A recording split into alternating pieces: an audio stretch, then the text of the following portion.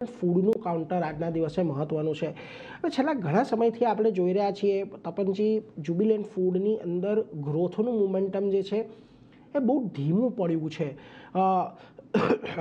આજે પણ જુઓ, જે ડોમિનોઝનો લાઇક ફોર લાઇક ગ્રોથ છે એ 2.5% આજુબાજુ છે. નો ડાઉટ તો સ્ટોર એડિશન કરી રહ્યા છે ડોમિનોઝની સાથે સાથે. હવે તેમણે અન્ય પણ જે એમના સ્ટોર્સ છે એના માટેની સારી એવી તેમણે ડાયવર્સિફિકેશન કર્યું છે.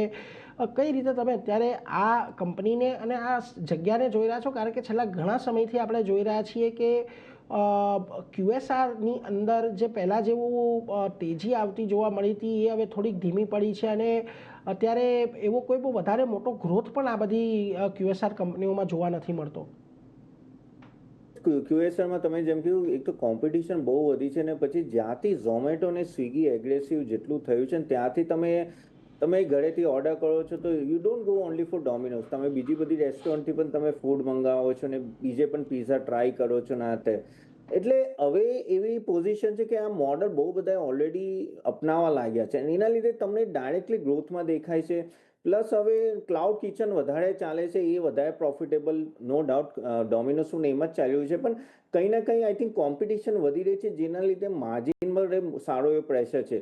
તમે ઓકે LFL ગ્રોથ તમે જો સેમ સ્ટોર ગ્રોથ ધીરે ધીરે વધ્યો, પણ એવો ગ્રોથ નથી જે રીતે પહેલા વધતો હતો. એટલે જ્યારે માર્કેટને એવું લાગે કે હવે એ ટાઈપનો ગ્રોથ નહીં દેખાશે તો એ તરત જ એનો ડી રેટિંગ કરવા લાગે છે અને પી તમારું નીચે આવવા લાગે. ને એ જ આપણે ડોમિનોઝને કેટલા વર્ષથી આપણે આ જોઈ રહ્યા છે. અને એટલું આ ડોમિનોઝની વાત નથી, તમે આ સેક્ટરમાં આખું જોશો ને રેસ્ટોરન્ટ બિઝનેસમાં ભાગ્યે જ કોઈ કંપની સારું કરી રહી છે કેટલા અમુક વર્ષથી.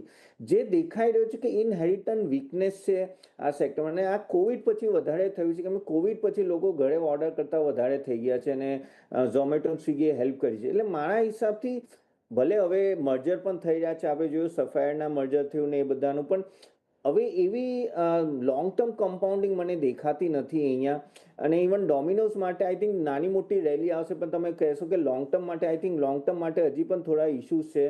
અને કંઈ ના કંઈ તમે જો તો કન્ઝ્યુમર સ્પેન્ડિંગ પણ થોડું મિક્સ રહે છે, અને ડિલિવરીનું પણ એગ્રીગેશન ને એ બધાના લીધે ડિલિવરી ચાર્જીસ વધે, એટલે એના લીધે પણ ડિમાન્ડ થોડી ઓછી થાય. એટલે ઘણા બધા રીઝન છે, પણ યસ, હવે એવી તેજી નથી જેવી પહેલા હતી. પહેલાં જેવી તેજી પણ નથી રહી, અને કદાચ આપણને અહીંયા કોમ્પિટિશન પણ, જેમ તપનજીએ કહ્યું, ખાસી એવી વધી રહી છે. અને એક એવા સેક્ટરથી, અનઓર્ગેનાઇઝ સેક્ટર તરફથી વધી રહી છે કે જ્યાંથી આપણને હવે લોકલ બ્રાન્ડ અને લોકલ જે ચેન્જ ખુલી રહી છે આ બધાને ખાસી એવી ટક્કર પણ આપી રહી છે. એટલા માટે પણ અહીંયાથી આપણને ગ્રોથ થોડોક ઓછો રહે એવી અપેક્ષા છે. એટલે કોઈ બહુ મોટી તેજી આવવાની અપેક્ષા નથી. આજના દિવસે કદાચ આપણને ટેકનિકલ બાઉન્સ આવી શકે, પરંતુ એ તમારે અહીંયાથી ધ્યાન રાખવાનું છે જ્યુબિલન્ટ ફૂડ પર. એ સાથે જ આગળ